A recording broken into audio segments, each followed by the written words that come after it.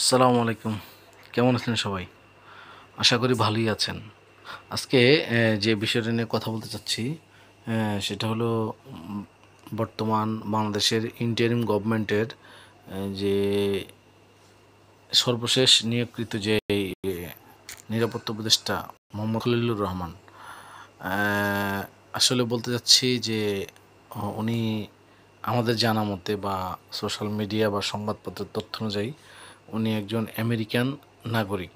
তো একজন আমেরিকান নাগরিক আমাদের বাংলাদেশের যদি নিরাপত্তা উপদেষ্টা হন, তাহলে আমাদের বাংলাদেশের নিরাপত্তার বিভিন্ন খুঁটিনাটি জিনিসপত্র ওনার কাছে কিন্তু এই ইনফরমেশনটা আসবে, এবং উনি কিন্তু এটার উপর ভিত্তি করে বিভিন্ন নিরাপত্তার ছক কষবেন। কথা হলো যে একজন আমেরিকান নাগরিক যদি বাংলাদেশ উপদেষ্টা হয়, তাহলে আমরা তো খুব সচেতনভাবে আমরা আর কি পরিস্থিতির কারণে আমরা কিন্তু আমাদের নিরাপত্তার বিভিন্ন তথ্য কিন্তু ওনাকে দিয়ে দিচ্ছি। এটা কিন্তু এক ধরনের কনফ্লিক্ট অফ ইন্টারেস্ট। এখন আমাদের কথা হলো যে ওনারা তো আসলে এই যদি আমরা আমাদের তথ্যগুলো দিয়ে দিই, তাহলে জিও পলিটিক্যালি এবং যে বিভিন্ন ঝামেলা হচ্ছে এখন, যে বন্দর নিয়ে, তারপরে মানবিক করিডর, এটা কিন্তু মূলত ওই ভারতে আজিদ দোভালের সাথে মিটিংয়ের পরে কিন্তু মিস্টার খলিলকে নিরাপত্তা উপদেষ্টা হিসেবে নিয়োগ দেওয়া হয়েছে। এটা কোইন্সিডেন্স হতে পারে, কিন্তু কিছুটা সন্দেহের অবকাশ তো থেকেই যায়। তারপরে যেটা হয়েছে যে উনি এখন করিডোর নিয়ে কথা বলতেছেন, তারপরে সরকার এখন বন্দর নিয়ে কথা বলতেছে। আসলে এটা নিয়ে আমি মনে করি যে ঠিক আছে, এটা যদি দেশের লাভ হয় নো ইস্যু, সেটারও কিন্তু সব কর্তৃপক্ষের একসাথে বসে একটা সিদ্ধান্ত নেওয়া উচিত। যদি 15ই আগস্ট বা যে কোনো একটা ছুটি হবে কি হবে না, এইটা যদি ডিসাইড করার জন্য সব রাজনৈতিক দলকে, সব অংশীজনের মতামত নেওয়া এক টেবিলে বসা যায়, তাহলে দেশের এত গুরুত্বপূর্ণ স্বার্থে কেন বসা যাবে না? আর আরেকটা বিষয়, আমার যে ক্ষেত্রে আর কি বিষয় ছিল, আমাদের এখন সবচেয়ে নিরাপত্তার সংখ্যা কোথায়? সবচেয়ে নিরাপত্তার সংখ্যা হলো আসলে কি আমাদের মানিব্যাগ করিডোর যে ব্যাপারটা আছে, বা চিটাং বন্দরের যে ব্যাপারটা আছে, যে এগুলা নিয়ে আরাকান, এই এগুলা কি আমাদের সবচেয়ে সেনসিটিভ নিরাপত্তা ঝুঁকি এখন এটা, নাকি 5ই আগস্টের পরে আমাদের নিরাপত্তা ঝুঁকি অন্যটা? আমার কাছে তো মনে হচ্ছে 5ই আগস্টের পরে নিরাপত্তা ঝুঁকি হলো যে এই ভারতের সাথে আমাদের মূলত নিরাপত্তা ঝুঁকি। কারণ এইখানে কন্টিনিউয়াসলি এক ধরনের উত্তপ্ত সম্পর্ক চলছে। প্লাস এখানে বিএসএফ, বিডিআর, এখানে ক্রমাগত গ্রামবাসী সহ দোনো পাশেই মাঝে মাঝে উত্তপ্ত খবর পাওয়া যাচ্ছে। প্লাস আমাদের 5ই আগস্টে যে তৎকালীন আওয়ামী লীগ সরকার এবং তাদের বিভিন্ন আওয়ামী লীগ নেতাকর্মী, হিউজ 1.5 থেকে 2 লক্ষ মানুষ সেখানে আছেন।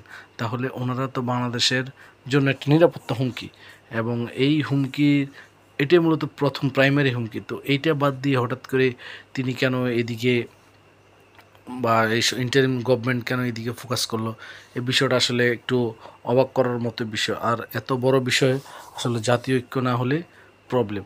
আরেকটা বিষয় আমাদেরকে খুব ভালো করে খেয়াল করতে হবে, যে সেনাবাহিনী আসলে একটি আপনার সেনাবাহিনী কিন্তু একটি বিশেষায়িত বাহিনী, যেটি একটা ট্রেন্ড একটা বাহিনী, যারা সবসময় একটি জরুরি অবস্থার জন্য প্রস্তুত থাকে, যুদ্ধের জন্য প্রস্তুত থাকে।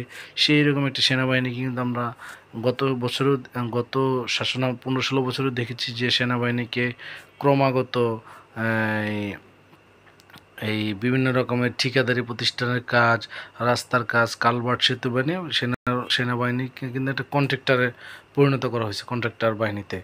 আর প্লাস এখন যেটা হচ্ছে যে সেনাবাহিনী 5ই আগস্টের পর থেকে ক্রমাগত আপনার রিক্সা ধরা, তারপরে পকেটমার ধরা, তারপরে যে কোনো ধরনের পরিস্থিতি, গার্মেন্টসের আন্দোলন, সব কিছুতেই তারা নেমে আসতে আসলে এই সেনাবাহিনীর সাথে সিভিলের কিন্তু একটা, সিভিল লোকজনের সাথে কিন্তু একটা ইন্টারাকশন বাড়ছে, এবং এটা কিন্তু দেশের জন্য মঙ্গলজনক না। এবং সেক্ষেত্রে তাদের যে এই যে ট্রেনিং আছে, সেই ট্রেনিংটা কিন্তু তারা পরিস্থিতি অনুযায়ী যে তাদের যে ট্রেনিং আছে, তখন তারা কিন্তু তাদের বিশেষায়িত জায়গা থেকে সরে আসতেছে। তাদেরকে আমরা ট্রাফিক পুলিশের মতো বাহিনী মনে করলে হবে না, বা গ্রাম্য পুলিশের মতো বাহিনী মনে করলে হবে না যে সব বিষয়ে তারা থাকবে। তো অতি বিলম্বে আমাদের যে নিরাপত্তার যে বিষয়গুলো আছে সেইগুলো নিয়ে আমাদের আসলে কাজ করতে হবে। তবে একটি গুরুত্বপূর্ণ এবং অতীব গুরুত্বপূর্ণ বিষয় সেটা হলো যে, আবারও যেটা বলতে চাই যে আমাদের নিরাপত্তার তথ্য আমরা কি একজন মার্কিন নাগরিকের হাতে সচেতনভাবে তুলে দিচ্ছি কিনা। এক্ষেত্রে যেগুলো দেখুন, ওনাদের তো আসলে আলটিমেটলি এই পাসপোর্ট আছে, ভিসা আছে, ওনারা তো চলে যাবেন, কিন্তু আলটিমেটলি দেশের পরিস্থিতি কী হবে এই বিষয়ে আসলে আসলে আরও ভাবার প্রয়োজন আছে, এবং দেশের জন্য, দেশের জন্য একটা বৃহত্তরের প্রয়োজন আছে। তো এইসব বিষয়ে আশা করি যে আরও ভাববেন, সরকার আরও ভাববেন, এবং আমরা আমাদের জায়গা থেকে সোশ্যাল মিডিয়া বলেন, অনলাইন অফলাইনে মানুষজন অলরেডি আওয়াজ উঠিয়েছে, আমাদেরকেও আরও আওয়াজ উঠাইতে হবে। এবং কারণ দেশের স্বাধীনতা সার্বভৌমত্বের জন্য কিন্তু আপোস করার কোনো সুযোগ নেই। নেক্সট ইনশাল্লাহ আরেকটা টপিকস নিয়ে আসবো। শেষ পর্যন্ত ভালো থাকবেন। আল্লাহ হাফিজ। আসসালামু আলাইকুম রহমতুল্লাহি ওবরাকাতু।